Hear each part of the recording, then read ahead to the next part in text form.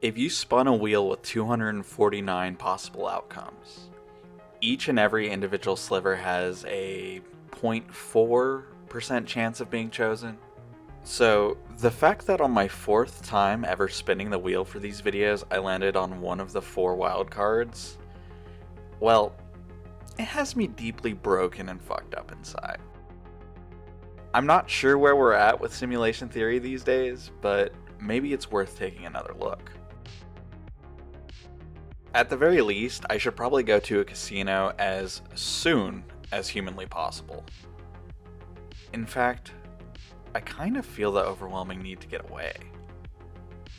The future is scary and we're running out of things to do. We either have too much or not enough. Where do you even start? Where does it end? Why should I stop scrolling? What am I running from? What's the title of this video? What movies am I talking about? Let's see. Children of Men and... oh. Ready Player One. Oh my god. I get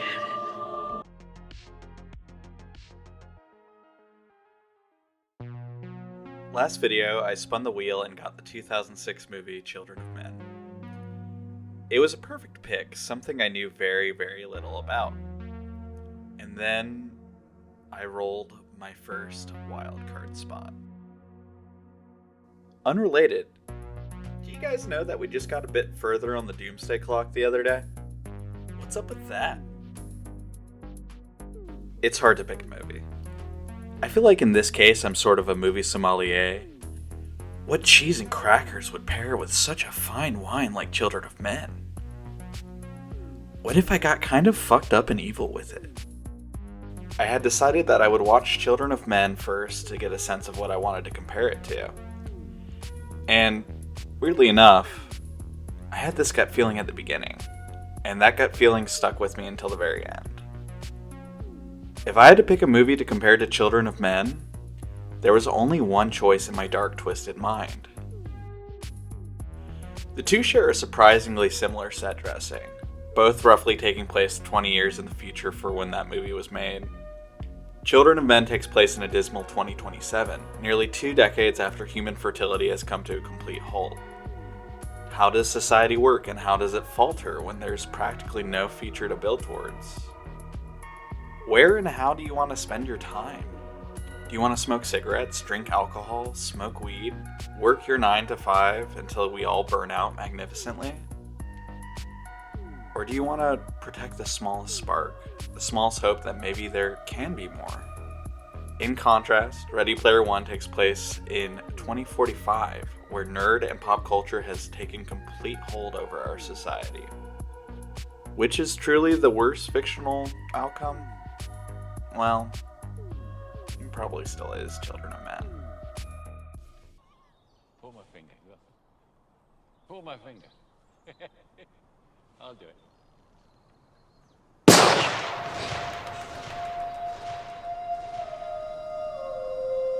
Fuck you.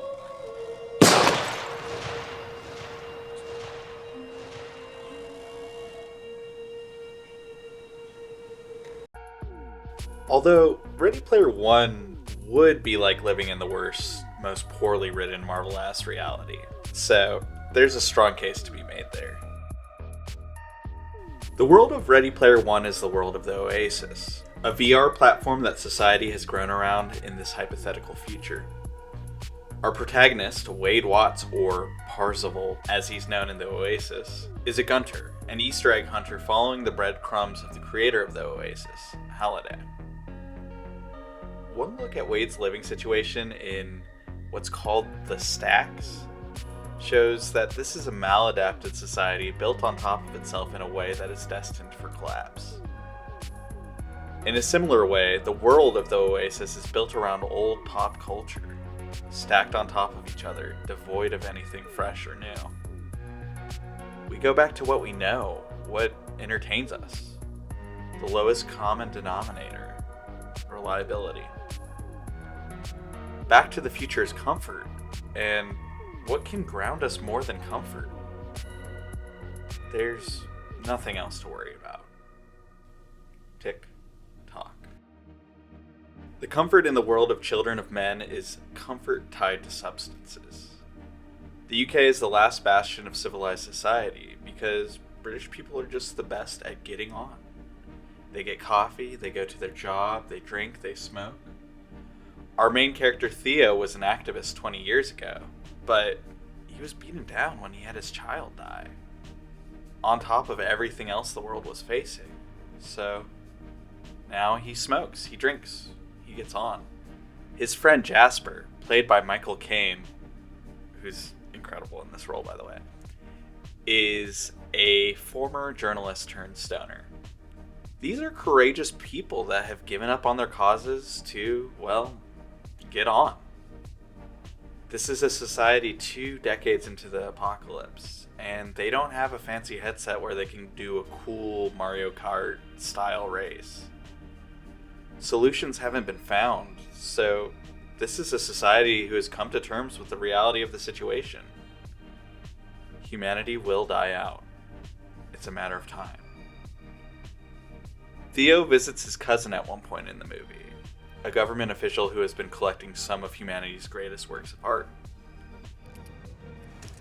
What? You kill me. 100 years from now, there won't be one sad fuck to look at any of this. What keeps you going? You know what it is, Theo? I just don't think about it.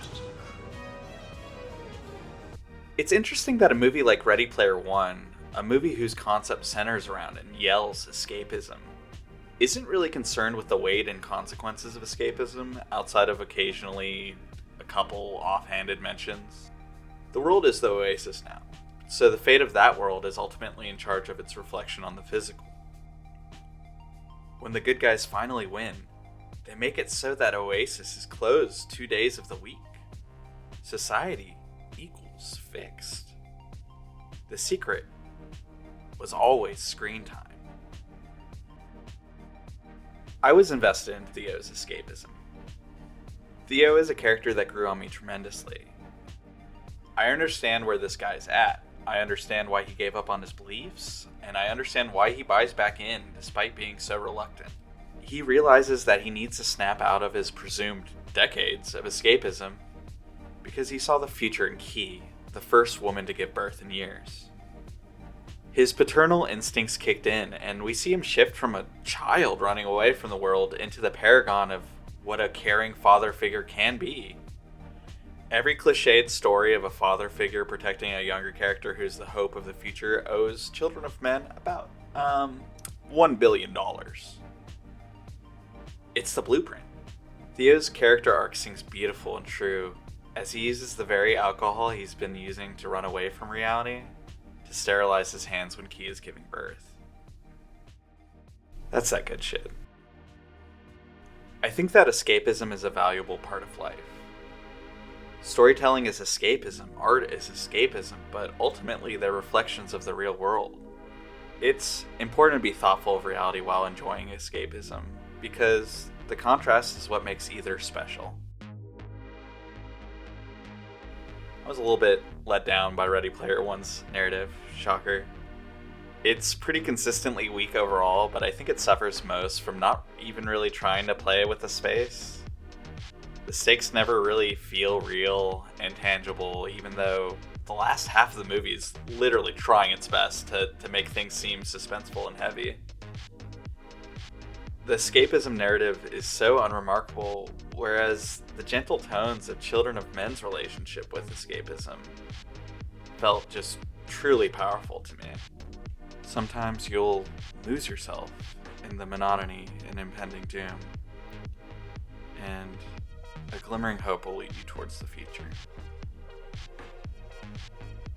Hang in there. As far as the tier list, Children of Men gets A tier. Fantastic movie, but life is unchanged at the moment. Ready Player One is probably C tier, despite me being so negative on it. The characters and narrative are major stinkers. Really just as bad as it could be. However, I'm a Spielberg shill deep down in my heart of hearts, and I'd be lying if some of the action sequences aren't pretty damn entertaining. Therefore, I'll be generous to this doo-doo-ass movie and call it mid. So, what about next time? Alright, what we got? Oh god.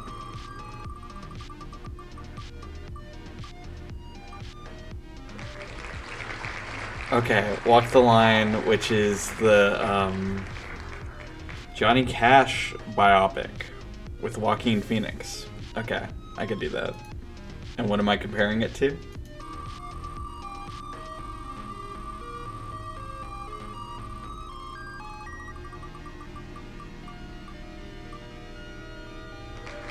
You know, okay, so Ford versus Ferrari, they're both based on real life. I think this is doable. This one's doable. Alright, till then.